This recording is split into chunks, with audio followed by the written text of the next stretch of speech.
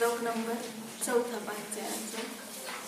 यत्र भावः शिवं दत्ते द्यौहि यद्दूरवर्तिनि यो नयत्याशुभव्योगिं रोषादे हिंससीदति. यत्र भावः म्हणजे जो विशुद्ध भाव आहे तो काय करतो? शिवम दत्ते, मोक्ष सुख देतो. त्याने काय होतं? देव म्हणजे स्वर्गादी संसार सुख मिळणं, देव म्हणजे स्वर्ग. मग ते सुख मिळणं किती दूरवर्तीने, किती दूर आहे? फार दूर नाही. म्हणजे जो भाव मोक्ष देतो तो भाव स्वर्गादी सुख द्यायला काही अवघड नाही, दूर नाही, म्हणजे सहज त्याच्यामध्ये येऊन जातं. आणि यह म्हणजे जो पुरुष एखादे ओझे, त्याला उदाहरण कोणतं दिलं की एखादा ओझ तो काय करतो? गवित्य म्हणजे 4 कोस, आशु नयते म्हणजे ताबडतोब घेऊन जाऊ शकतो. स म्हणजे तो, क्रोशार्धे अर्ध्या कोसात किम सिद्धती थकून जाईल काय?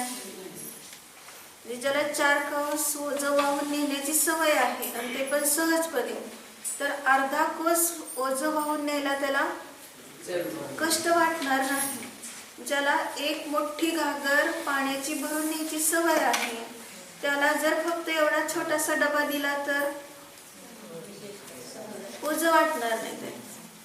ज्याने 10 किलोचं वजन उचलण्याची शक्ती आहे म्हणजे प्रगट केली, तर त्याला 1 किलो वजन उचलायला अवघड वाटत. ही सगळी उदाहरणं आपल्याला परिचयाची आहेत. मग त्याच्यातून आता अपरिचयाकडे कसं जायचं आहे की जो म्हणजे जो भाव मोक्ष देतो. मग कोणता भाव मोक्ष देतो? शुद्धोपयोग. मग शुद्धोपयोगाने स्वर्ग मिळेल काय? ह्यात कसं काय दिलं त्यांनी की जो भाव मोक्ष देतो तो स्वर्ग देणार नाही काय असं म्हटलं ना. मग कसं लावायचं हे? तर स्वर्गाची इच्छा करू नका, ह्याच्यात एवढं गर्दीत भरलंय. शुद्धोपयोग म्हणजे सम्यक दर्शन झालं, तर सम्यक दर्शन झाल्यानंतर आता जर एवढं उत्कृष्ट तुला मिळाले अमृत, तर खारं पाणी पिण्याची इच्छा करू नको. स्वर्ग म्हणजे खारं पाणी. मग एवढं चांगलं असताना पुन्हा कशाची इच्छा करतोय तू? 5 इंद्रियाच्या भोगाची. पुन्हा कशामध्ये अडकतोय चित्त? संसारामध्ये. मग आता कोणता कलश सांगितला होता समयसार मधला? 118 नंबरचा कलश सांगितला. काय होतं त्याच्यामध्ये? जरी म्हणजे विजहती नाही सत्ता प्रत्ययः पूर्वबद्ध. काय सांगितलं होतं त्यामध्ये? 116 नंबरचा कलश, 118 नंबरचा कलश पहा. 118 नंबरचा कलश काय आहे? नाही विजहती सत्ता प्रत्ययः पूर्वबद्ध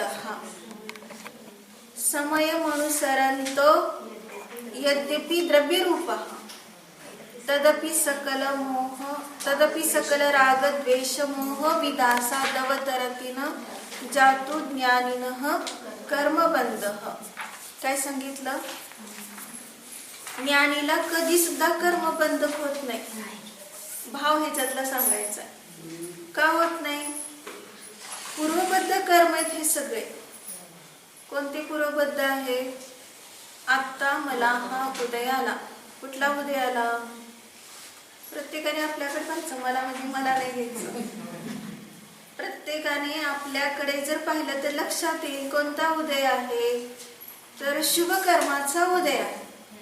शास्त्र जिनवानी ऐकायला मिळाली, याच्यापेक्षा दुसरं शुभ काय असणार? शुभ कर्माचा उदय आत्ता आला. पण पूर्वबद्ध म्हटलंय. सत्तेतले कर्म आत्ता उदयाला आले म्हणजे पूर्वी बांधलेले. काय होते भाव केलेले पूर्वी?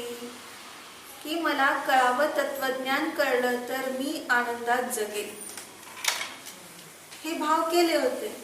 म्हणजे तत्वज्ञान समजून घेण्याची उत्सुकता केली आणि त्या शुभ कर्म बांधलं गेलं.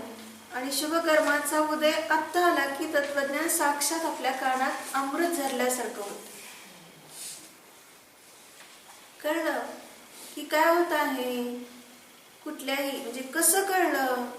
साक्षात आपल्याला जिवंत कळलं. कसं जिवंत कळलं? की ज्या वेळेस आपल्याला असं वाटतं की मला सदैव अनुकूलता मिळो, हा विचार आला. सदैव अनुकूलता मिळो म्हणजे कशाला मिळो अनुकूलता? भोगाला मिळो की धर्माला मिळो? धर्माला मिळो. मग धर्माला म्हटलं तर अनुकूल प्रतिकूलतेचा विचार असतो का? ज्याला धर्म करायचंय त्याला अनुकूल प्रतिकूलतेचा विचार येणार. आणि अनुकूलता मिळो म्हणजे हा विचारच भोग आहे. लक्षात आले की नाही? मला सदैव अनुकूलता राहो. आता आपण काय करतो? सुगई गमनम, प्रत्येक भक्तीमध्ये म्हणतो ना, सुगई गमनम समाही मरणम संपत्ती हो मज्जम. म्हणजे दुःख को कमको होईलाव सुगई गमनम समाही मरणम जिनगुण संपत्ती हो मज्जम. प्रत्येक भक्तीच्या शेवटी ही अंजलिका आहे. मग त्याच्यात तर भावना केली कशाची? दुःखाचा क्षय हो, कर्माचा क्षय हो, समाधी मरण हो, सुगतीमध्ये गमन हो, बोधीची प्राप्ती हो. मग हे चांगलेच भाव केले की नाही? इथं सुद्धा अनुकूल भाव केले की प्रतिकूल केले?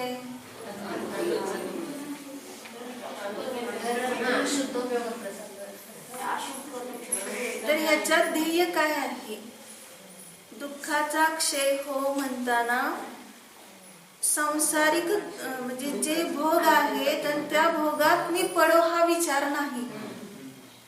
म्हणजे तो विचार आला तर दुःखात आला आणि ह्या विचारातनं दूर सरकला म्हणजे स्वभावात आलेला आहे. म्हणून तिथं दुःखाचा क्षय हो ही भावना जरी केली तरी त्या भावनेने क्षय होत नसतो. अगदी काय केलं? दिवसभर मंदिरात बसून जाप केले. कोणते जाप केले? ओम नमः सिद्धेभ्य. छोटासा जाप घेतला. ओम नमः सिद्धेभ्य, ओम नमः सिद्धेभ्य. अगदी सर्व सिद्धांना नमस्कार केलाय आणि किती 24 तास बसून केलाय. म्हणून काही सिद्ध झाला का पटकन तो? एवढे जाप करण्याने सिद्ध होत नाही. मग सिद्धाच्या जवळपास आला का? का नाही आला? थोडं तर सिद्ध नाही झालं, ठीक आहे, पंचम काळ वगैरे हे सांगेल, पण थोडंफार तरी जवळ आला असेल ना? एवढ्या वेळ जाप केलं म्हटल्यावर जाप करण्याने तो सिद्ध होत नाही किंवा सिद्धाच्या जवळ पण येत नाही. म्हणजे आपलं सिद्धत्व एक अंशानेही प्रगट होत नाही. एवढे जाप करून सुद्धा सिद्धत्व का प्रगट झालं नाही? तर सिद्ध स्वरूपाला जाणलं नाही. सिद्ध स्वरूपाला म्हणजे आपला स्वभाव सिद्ध आहे हे जाणलं तर तो काही अंशाने आपलं सिद्धत्व त्याने प्रगट केलं. पूर्ण नाही झालं, पण जेवढ्या अंशाने जाणलं तेवढ्या अंशाने प्रगट झालं. हे जाणण्याची शक्ती पाहिजे इथं, भेद विज्ञान. आणि जर आपण फक्त काय करत राहिलो, मला धन मिळो, मला आता आपलं परिचयाचं आहे, मला धन मिळो धन मिळो धन मिळो असं केलं, काय होईल का? होणारच नाही. जसं एक उदाहरण सांगितलं, पूर्वी खूप लवकर मुलांना कुठेतरी गुरुकुलमध्ये शिकायला ठेवायचं आणि त्यांचा विवाह पण लवकर व्हायचा. मग तसं एका मुलाचं काय झालेलं असतं, विवाह झाला, विवाह अगदी बालपणीच झालेला आणि त्यांना शिक्षण देण्यासाठी त्या मुलाला काशीला जावं लागलं. मग तिथं तो आपल्या पत्नीला घरी ठेवूनच गेलेला आहे, कुटुंब सगळं सोडून गेलेलं आहे. शिक्षण पूर्ण करून तो आपल्या गावात आला तर गावकऱ्यांनी त्याचं स्वागत केलं. कुटुंबाने सुद्धा खूप चांगलं स्वागत केलं. हुशार झाला, बरं झाला. तर तो स्त्रीला भेटायला गेला आपल्या. मग ती स्त्री काय म्हणते, माझ्या प्रश्नाचं उत्तर दिलं तर तुम्हाला घरात घेणार. तुम्ही एवढं शिकून आलाय ना, माझ्या एका प्रश्नाचं उत्तर द्या. मग ती काय म्हणते, म्हणजे तो काय म्हणतो की सांग तुझा लवकर प्रश्न कोणता आहे. तुम्ही एवढं शिकून आलाय ना, मला सांगा की पापाचा बाप कोण आहे. आणि डोकं खाजवत बसलं. म्हटलं कुठं शास्त्रात आतापर्यंत आलं नाही पापाचा बाप आमकाय म्हणून.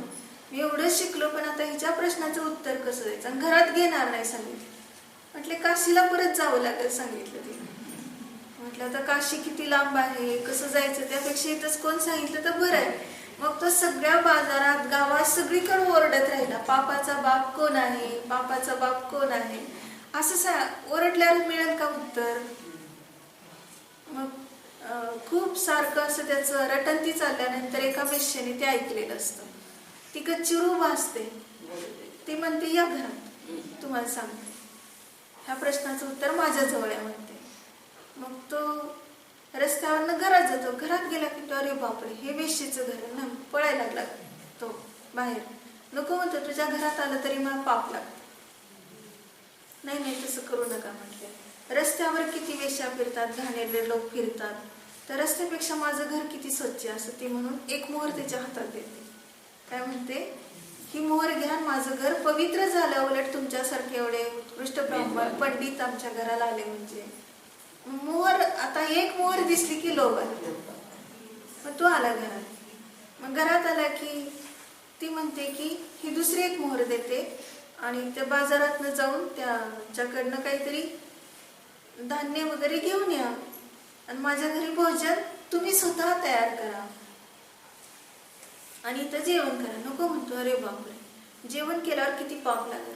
पण आता मोहर आडवी आली ना, मोहर देते म्हटल्यावर म्हटलं काय होते, आपल्या हाताने तर करायचं.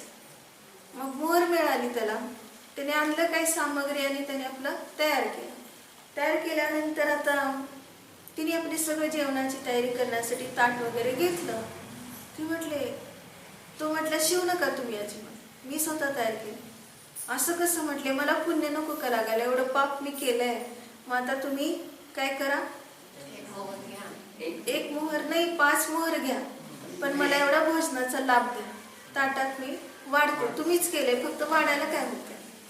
मग म्हटलं 5 मोहर मिळतात, फक्त काय होते वाढलं तर, मीच केले म्हणून अशा रीतीने वाढून घेतलं. मग परत ती काय म्हणते, मला असं वाटतं की एक घास तुमच्या तोंडात घालावं, म्हणजे आणखी जास्त मला पुण्य लागेल. मग काय हरकत आहे, तुम्हाला मी स्पर्श करत नाही, फक्त तोंडात घास घालते, म्हणजे माझं पुण्य सगळं पाप संपलं आणि पुण्य लागेल. तर अजून ह्या 5 मोहरा घ्या, 10 मोहरा मिळायला राहता काय सोडतोय तो. झालं. तो तोंडात घास घ्यायला पण तयार झाला. मग ती तोंडापर्यंत घास उचललेला नेला तिने आणि ती तोंडात घालायच्या आधी त्याच्या 2 थोबाडे दिले. आणि हे तुमच्या प्रश्नाचं उत्तर काय, पापाचा बाप लोभ आहे. एका मोहर पासून 10 मोहर पर्यंत तुम्हाला काय मिळत गेलं की तोंडात घास घ्यायला माझ्या हातचं तुम्ही तयार झाला, म्हणजे ह्यालाच म्हणायचं लोभ. मग असं म्हटल्यानंतर हा खरंय म्हटलं. तो गेला घरी. पापाचा बाप कोण आहे, लोभ आहे, हे उत्तर मिळालं. म्हणजे ह्याच्यातनं सांगायचं काय आहे की अशा रीतीने आपण जिथं शुद्धोपयोगाचा लाभ होतोय. काल 10 कोणती पदं वाचली होती काल आपण, ज्ञानाची पदप्राप्ती झाल्यावर समयसार मध्ये 204 नंबरच्या गाथेत झाले की पाठ आपली 10 पदं. तदालंबनात एव पदप्राप्ती, पहिलं पद. कोणाच्या आलंबनाने पदाची प्राप्ती होते, ज्ञानाच्या आलंबनाने. मग काय होतं नंतर दुसऱ्या पदात, नश्यती भ्रांती, भ्रांती नष्ट होते. तिसऱ्या पदाने काय होतं, भवती आत्मलाभ, आत्म्याचा लाभ होतो. चौथं पद अनात्मपरिहार, भवती अनात्मपरिहार, अनात्म्याचा परिहार होतो. आत्मलाभ झाला ना पहिला, आत्मलाभ झाला की काय होतं, अनात्म्याचा परिहार होतो सांगितलं. न कर्म मूर्छती, कर्म गोळा होत नाही सांगितलं. न राग द्वेष मोहा उत्प्लवन्ते, सगळ्यात जास्त उपद्रव कोणाचा असेल तर राग द्वेष मोहाचा, मग ते उत्पन्न होत नाही सांगितलं. न पुन्हा कर्माश्रवती, पुन्हा कर्मांचा आश्रव होत नाही. न पुन्हा कर्म बद्धते, आणि पुन्हा कर्म बांधलं जात नाही. आणि जे प्रागबद्ध म्हणजे पूर्वी बांधलेलं कर्म आहे ते भोगून त्याची निर्जरा होते. आणि शेवटी काय सांगितलं, संपूर्ण कर्माचा अभाव हे निमित्त सांगितलेलं असताना साक्षात मोक्ष होतो. मग ह्याच्यातून काय आपल्याला फायदा झाला 10 पदात. सांगितलं सिद्धती अनात्म परिहार. महत्वाचं पद कोणतं सांगितलं होतं? अनात्म्याचा परिहार होतो आणि आत्मलाभ होतो. म्हणजे लाभ म्हणजे तर लोभ नाही हे सांगायचं. आत्म्याचा लाभ झाला म्हणजे जे आहे ते आपल्याला प्रगट झालं, आपलं वैभव. आणि त्यामुळे काय आहे, जे आपलं नाही ते दूर गेले. कशासाठी रडायचे आता? शोक करतोय माझं अमकं गेलं तमकं गेलं. तो जसं सांगितलं ना की शेठजीने काय केलेलं असतं, त्या झाडाखाली बसलेल्या मनुष्याला खूप दरिद्री असतो, वेडसर झालेला असतो. म्हणजे असं अपेक्षा खूप असते राजा होण्याची. मग ते शेठजी तिकडून येतात, त्याला खूप चांगले सुंदर पोशाख घालतात, त्याला दागिने घालतात, पक्वान्नाचं ताट जेवायला देतात. अजून काय करतात?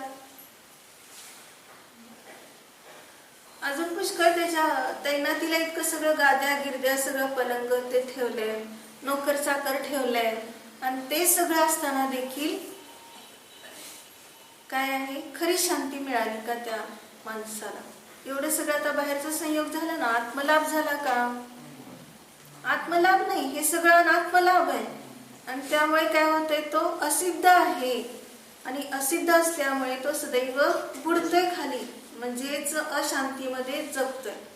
मग झालं, त्याला थोड्या वेळ वाटलं किती छान आहे, शेठजी किती चांगले आहे, तिने मला किती सगळं चांगलं दिलं.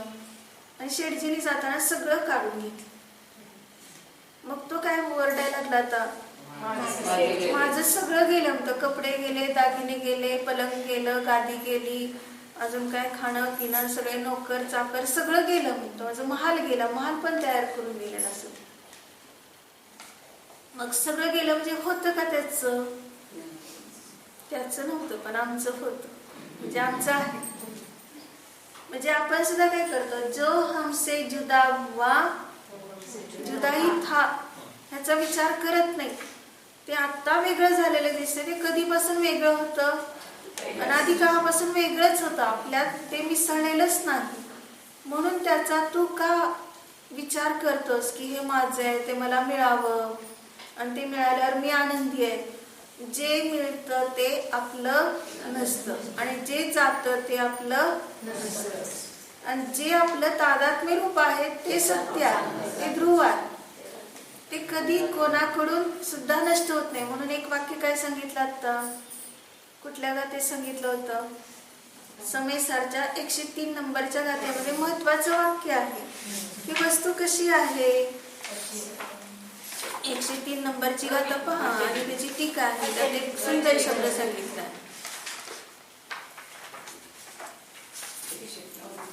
हा 103 नंबरच्या गाथेमध्ये खलु अचलितस्य वस्तुस्थिती सिमनः भेदुम अशक्यत्वम्. अगदी एवढंच महत्वाचं आहे. एक द्रव्य दुसऱ्या द्रव्यामध्ये जात नाही, एक गुण दुसऱ्या गुणामध्ये संक्रमण करत नाही. म्हणून ती वस्तू कशी अचलित आहे, किती तिला हलवा हलत नाही. आपलं चेतन स्वरूप निगोदात गेलं तरी आपला स्वभाव सुटत. कशाला घाबरतोय?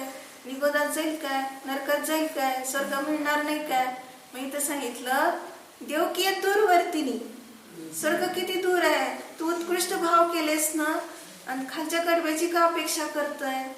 एवढे चांगले उच्च ध्येय ठेवलेला असताना मिळेल का स्वर्ग म्हणतो? समाधी साधेल का? कोणाला भीती आहे?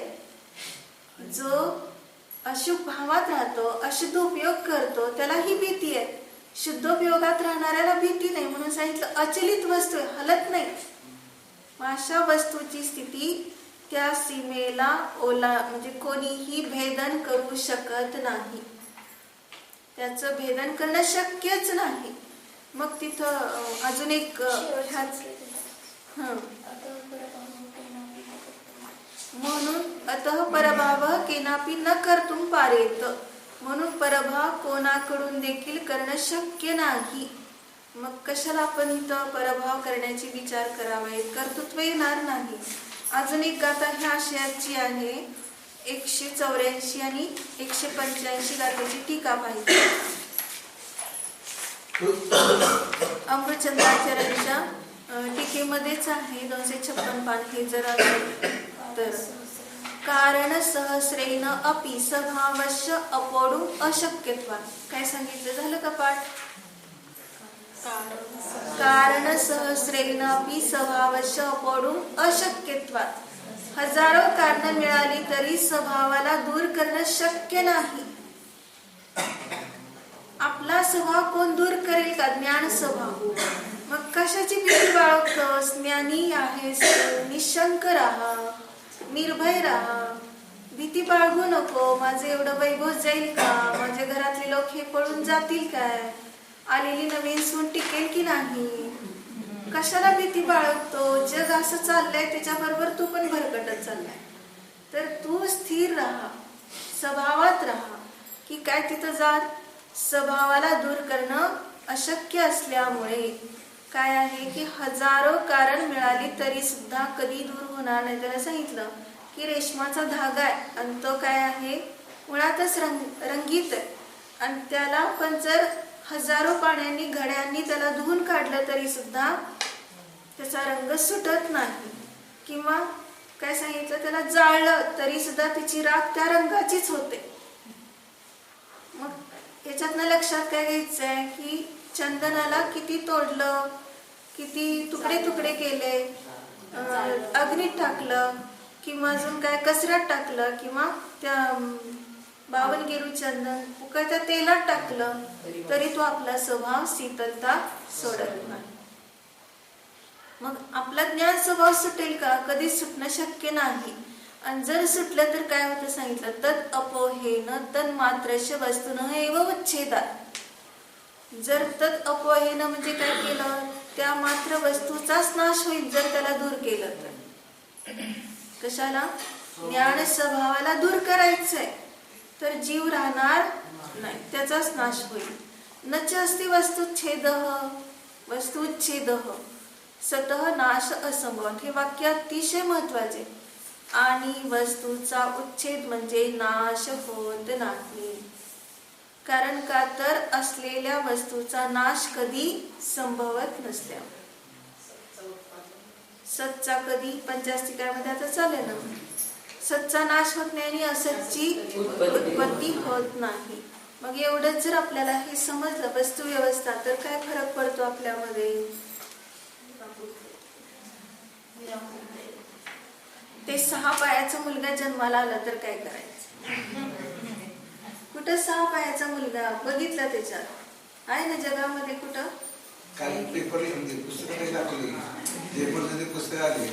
त्यात दाखवलं, पण त्याच्या आधीच माहित असेल की कोणाला.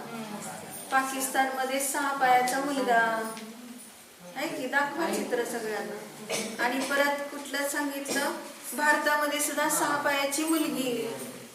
आणि इकडं काय डोक्याचं पण सांगितलं, जुळी मुलं जन्माला आलेली बहीण, बहिणी बहिणी आणि भाऊ भाऊ, तर दोघांची डोकी चिकटलेली आहे. कशाचं फळ आहे हे? चिंता करतोय आता कसं होईल म्हणून. पण आधी काय विचार केला? अवदैक भाव कोणता केला? मग सांगितलं ना, ते 118 नंबरचा कलश विसरायचा. विजहती नाही सत्ताम प्रत्ययः पूर्वबद्धः. ते आपल्या सत्तेला सोडत नाहीत. पूर्वबद्ध हे सगळे आश्रव आहेत. तू ज्ञानी झालायस, आता तू मुनी झालायस, तो तर केवली व्हायला निघालायस, मी तुला त्रास देणार नाही असं ते कर्म करतच नाही पक्षपाती. तू ज्ञानी आहेस नाही तर केवली हो आता अंतर्मुहूर्तात, तरी मी तुला हे सोडणार ना. हे कर्म उदयाला ना. फक्त तुझ्या हातात काय आहे? स्वभावात राहायचं, एवढं तुझ्या हातात. ते काय मी तुला, तुझी परिणती मी ते काढू शकत नाही. पण जर मला पाहून रागद्वेष मोह केले तर कर्म बंद होणार. बघा किती काळ आहे समयाचं. समयात हे उदयाचं लक्षण किती काळपर्यंत असतं? समय मात्र. त्याची शक्ती तेवढीच आहे. आणि ते जर पाहायचं असेल तर 50 ते 55 गाथा काढा आणि 50 ते 55 गाथेमध्ये उदयाचं लक्षण पाहायचं. काय लिहिलंय उदयाचं लक्षण? गाथा हे पान नंबर 94 आणि त्याच्यावर काय दिलेलं आहे? यानी स्वफल संपादन, म्हणजे खालून 4थी ओळ आहे. यानी स्वफल संपादन समर्थ कर्म अवस्था लक्षणानी उदयस्थानानि तानि सर्वाणि अपि न सन्ति जीवस्य उद्गल द्रव्य परिणाममयत्वे सती अनुभूतेः भिन्नत्वात्. काय सांगितलं? जी स्वफल संपादन करण्यामध्ये समर्थ कर्माची अवस्था ज्याचं लक्षण आहे असे उदयस्थान हे सर्व जीवाचे नाही, कारण ते सर्व पुद्गल द्रव्याचे परिणाम असताना अनुभूतीपासून भिन्न आहे. म्हणजे उदयाचं लक्षण काय सांगितलं? स्वतःचं फळ संपादन करणं एवढंच त्याचं सामर्थ्य. बघा काय झालं, आपण गेलो दुकानात, कापड दुकानात. कापड दुकानात गेल्यावर काय पाहिजे होतं आपल्याला? साडी पाहिजे होती, उदाहरण द्यायचं. पण आता साडी कुठली पाहिजे आपल्याला? ती आहे का दुकानात? त्या दुकानात आहे का? आहे म्हणून गेलो. मग त्यांनी काय केलं? पहिल्यांदा दुसऱ्या साड्या दाखवल्या. मग आम्ही काय म्हणतो? हे नको आम्हाला, ही आहे का? मग तो म्हणतो आहे. मग ती काढल्यानंतर म्हणतो असला रंग नको. मग त्यांनी दुसरा रंग, कसला रंग पाहिजे तो रंग काढला तर काय म्हणतो? ते असली डिझाईन नको. मग कसली डिझाईन पाहिजे तसला रंग, तसली डिझाईन असलेली साडी काढली. म्हणजे त्याच्याजवळ किती माल आहे? भरपूर आहे. आपल्या मनासारखा रंग, कंपनी म्हणजे सूत आणि डिझाईन, मग ते सगळं ठेवायला. आणि एकच व्यक्ती का गेला दुकानात? प्रत्येकाची आवड निवड किती वेगळी वेगळी. म्हणजे त्याच्याजवळ केवढा मोठा स्टॉक आहे, तेवढा सगळा माल त्याच्याजवळ निघतोय. ज्याला जो रंग, ज्याला जे डिझाईन आणि ज्याला जे सूत पाहिजे ते आहे तिथं. पण त्या उदयाला काय म्हणायचं? उदाहरण लक्षात घ्यायचं आता. त्या उदयाला काय म्हणायचं की आता तू उदयाला आलेस, काय केलं? मला इथं शास्त्राला आणून ठेवलंय. त्या उदयाने म्हणजे शुभ कर्माने आपल्याला कुठं आणून ठेवलं? आज रविवार आहे. मग सगळे येऊन बसले शास्त्राला. मग काय झालं? त्या उदयाला फक्त आता काय म्हणायचं? मला आज काय घरी जायचं नाही, तू मला घरी नेऊ नकोस. ते उदय काय म्हणतो? माझं काम काय होतं? जेवढा काळपर्यंत तुला फळ द्यायचं होतं तोपर्यंत दिलं. आता काय करायचं तुझं तू ठरव. घरी जायचं की नाही जायचं हे माझ्या हातात नाही, ते कर्म दुसरं आहे. माझं काम एवढंच होतं. त्या नोकराला काय म्हटलं? ही पिशवी आणि ही बॅग एवढं घे हातात. मग तू काय म्हणतो? पिशवी आणि बॅग घेणारा मी नाही, मी फक्त काय आहे? तुम्हाला रस्ता दाखवणारा. तो पिशवी आणि बॅग घेणारा दुसरा हमाल आहे. मी तुम्हाला रस्ता दाखवणार आहे. मग त्याचं काम तो करते, ह्याचं काम हे करते. तसं उदयाचं काम, ज्या उदयाचं जे काम आहे ते तेवढंच करते. त्याच्यापेक्षा आपले भाव किती असतात? जास्त असतात. 1 नाही, 2 नाही, 3 नाही. हा, तर मला घरी जायचंय, इथं बसवायचं नाही म्हटलं त्या कर्मात. म्हटले जाऊ शकत नाही. का जाऊ शकत नाही? तुझं अजून म्हणजे फळ द्यायचं अजून काम चाललंय. त्यामुळे किती चुळबुळ चालली तरी सुद्धा घरी जायला मिळत नाही. पण त्यातले एक उठून जातात. मग त्यांचं कर्म संपलं. सगळे का नाही गेले? अजून म्हणजे अजून त्यांचं तेवढं उदय चालू आहे. मग घरी जायला ज्यांना इच्छा नाहीये ते घरी गेले तरी सुद्धा मग त्यांची इच्छा काय आहे की अजून इथंच बसावं. पण घरी गेले तरी सुद्धा मग घरी आता घरी चाललंय तर पाऊस येऊ नये. पण त्या कर्माचं काम संपलं ना. आपल्याला इथं सुखात ठेवण्याचं काम संपलंय. तेवढंच संपादन करण्याचं कर्म अवस्था जे संपादन करण्याचं सामर्थ्य होतं तेवढं त्याचं संपलं. त्यामुळे तू पावसात भिजायचं की नाही हा दुसरं कर्म बघणार, मी नाही बघणार त्याचं काम. म्हणजे काय आहे की प्रत्येक उदय हा आपलं तेवढंच काम करतोय आणि आपण त्याच्यातून किती अपेक्षा निर्माण करतोय. म्हणतो की घर चांगलं मिळालं माझ्या मुलीला, पण धन नाही जास्त. मग काय म्हणतो? घर चांगले मिळाले, धन नाही जास्त. ते एकच कर्म काम करणार. मग धन नाही म्हटलं तर त्याच कर्माची तू इच्छा करशील की तिथं धन पण असावं, तिथं सासू नसावी, ती एकटीच असावी आणि एकटे एकटे ठेवून काय होतात, घटस्फोट होतात. हे पण माहिती आपल्याला. तरी अजून आपल्याला ते कर्म भोगायचंच असतं. मग अशा रीतीने हे सगळं काय चाललंय की त्या एकाच कर्मातून आपण तशा अनेक प्रकारची इच्छा करत असतो. पण आता इथं उदयाचं सामर्थ्य तेवढं आहे, पण तुझं सामर्थ्य कशासाठी सांगितलं? चैतन्याचं सामर्थ्य केवढं आहे, न संपणार. उदयाचं सामर्थ्य संपलं. केवळ ज्ञानी होत असताना त्या ठिकाणी किती वेळ उदय त्याने म्हणजे उपसर्ग किती वेळ केला? केवळ ज्ञान होण्याच्या पूर्वसमयापर्यंत. पुढं काय, त्याचं सामर्थ्य संपलं, पण केवळ ज्ञानाचं सामर्थ्य केवळ ज्ञान झाल्यावर अनंत काळपर्यंत आहे. मग ही तुझी अनंत शक्ती जाण. तुझ्यामध्ये एवढं फल संपादन करण्याची शक्ती आहे, ती स्वाधीन आहे. तिथं कसली इच्छा करावी लागत नाही. सतत स्वतःच्या आश्रयाने हे कार्य होतंय. आणि ते जर जाणलं तर प्रत्येक समय काय होणार आहे, आनंदाला प्राप्त होणार.